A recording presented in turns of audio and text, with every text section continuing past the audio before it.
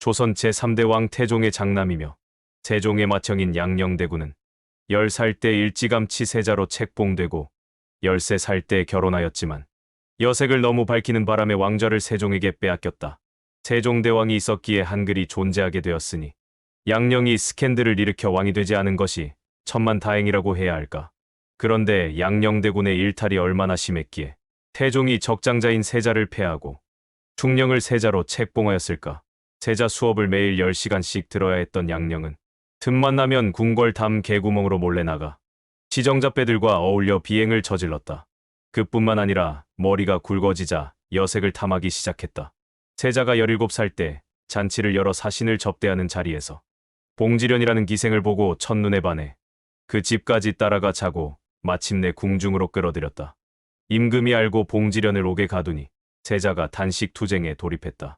임금은 세자가 병이라도 날까봐 걱정되어 봉지련을 풀어주고 비단까지 하사했다. 양녕은 단식투쟁으로 아버지 태종의 사랑을 확인한 후 온갖 말썽이란 말썽은 다 부렸다. 세자가 20살이 되었을 때 소행이라는 평양기생을 세자궁으로 불러들여 며칠 밤을 지새는가 하면 22살 때 밤이 깊도록 초궁장이라는 기생을 끼고 술판을 벌이기도 했다. 이 초궁장을 건드린 건 큰 문제가 되었다.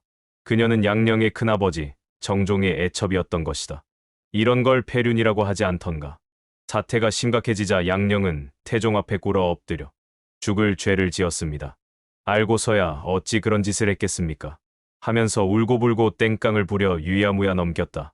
이듬해 한층 더 대담해진 양녕은 매형의 애첩인 칠점생을 궁궐로 데리고 오려 하였다. 보다 못한 동생 충령이 친척 중에서 서로 이같이 하는 것이 어찌 옳겠습니까? 하며 말렸다. 양녕은 그 말에 일리가 있어 일단 물러났는데 이 일은 둘 사이를 갈라놓는 계기가 되었다. 양녕은 굴하지 않고 몰래 대궐 밖에 나가 기어코 칠점생과 잠자리를 함께했다. 양녕대군이 23살이 되었을 때 비행의 정점을 찍는다. 곽선이라는 사대부의 첩어리를 납치한 것이다. 조선왕조실록에 자색이 있었다고 기록된 여인은 장희빈과 어리 정도니 조선에 공인된 미인이었던 모양이다. 곽선의 첩어리가 끝내주는 미인이라는 소문을 들은 세자는 그녀를 보고 싶어 한다는 말을 전했다. 그 말을 들은 어리가 대답하기를 나는 본래 병이 있고 얼굴도 예쁘지 않은데다 더욱이 지금은 남편이 있는데 그것이 무슨 말인가 하였다. 어리가 응하지 않자 수놓은 주머니를 선물로 보냈다. 어리가 이 일을 남편의 양자 이승에게 의논하러 갔다가 그 집에 묵었는데 그 소식을 들은 세자는 기회는 이때다 하고 대궐담을 넘어 이승의 집으로 갔다. 세자가 말했다. 빨리 어리를 내놓아라. 이승은 말을 듣지 않고 머뭇대다가 세자의 명을 감히 따르지 않을 수 없었다. 어리가 마지못해 나왔는데 머리에 녹두분을 묻히고 세수도 하지 않았으나 한눈에 미인임을 알 수 있었다. 세자가 어리의 옷소매를 끌어 말에 태웠다. 그때 온 마을 사람들이 나와 구경하였다. 그날 밤 급한 대로 한 오막집에 가서 자고 이튿날 어리는 머리를 감고 연지와 분을 바르고 저물녘의 말을 타고 세자의 뒤를 따라 함께 궁으로 들어갔다. 세자가 어렴풋이 비치는 불빛 아래 어리의 얼굴을 바라보니 잊으려도 잊을 수 없이 아름다웠다. 양녕대군은 어리를 탈취해 궁에 숨겼지만 한 달도 못 가 태종에게 들키고 만다. 태종이 어리를 궁에서 쫓아내버리자 양녕은 어리의 인생이 가엾다며 먹지도 자지도 않고 그리워했다. 병이라도 날까봐 걱정된 양녕의 장인은 자기 집에 어리를 숨겨두고 몰래 만나게 해주다가 어리를 여종으로 위장시켜 대궐로 들여보내 둘 사이에 아이까지 낳게 되었다. 이 일은 결국 또다시 태종에게 들키고 만다. 경노한 태종은 양녕을 크게 꾸짖고 둘 다 궁에서 내쫓았다. 아버지는 뭘 그리 잘하셨습니까? 세자는 작심하고 직접 부왕을 비난하는 손편지를 쓴다. 전하의 시녀는 다 궁중에 들이시면서 지금에 이르도록 신의 여러 첩은 내보내어 울음소리가 사방에 이르고 원망이 나라에 가득 찼습니다. 이 첩 하나를 금하다가 잃는 것이 많을 것이요 얻는 것이 적을 것입니다.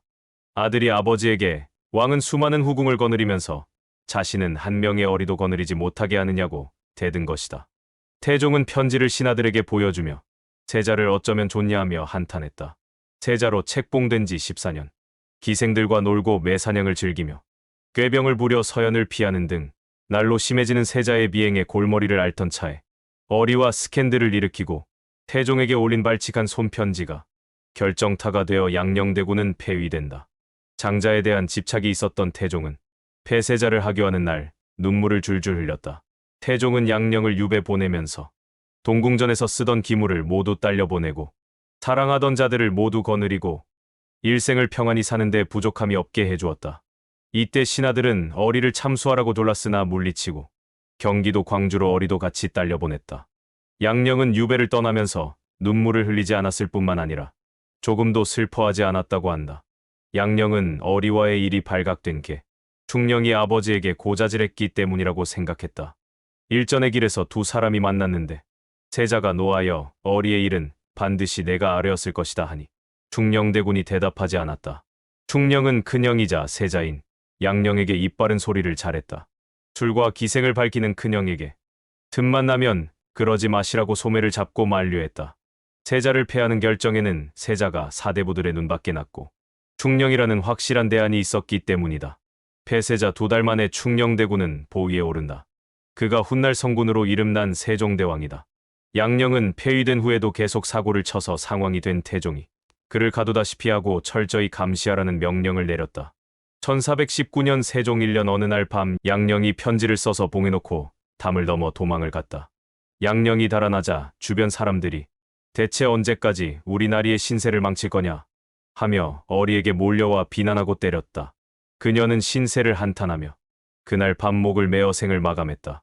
그런데 사라진 양령이 이튿날 아무 일 없었다는 듯 나타난 게 아닌가. 어리가 자살했다는 말을 듣고도 아무 말 없이 악기를 연주했다고 한다.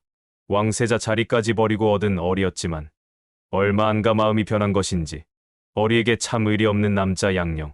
어리는 자색이 고운 바람에 비운의 여인이 되고 말았다.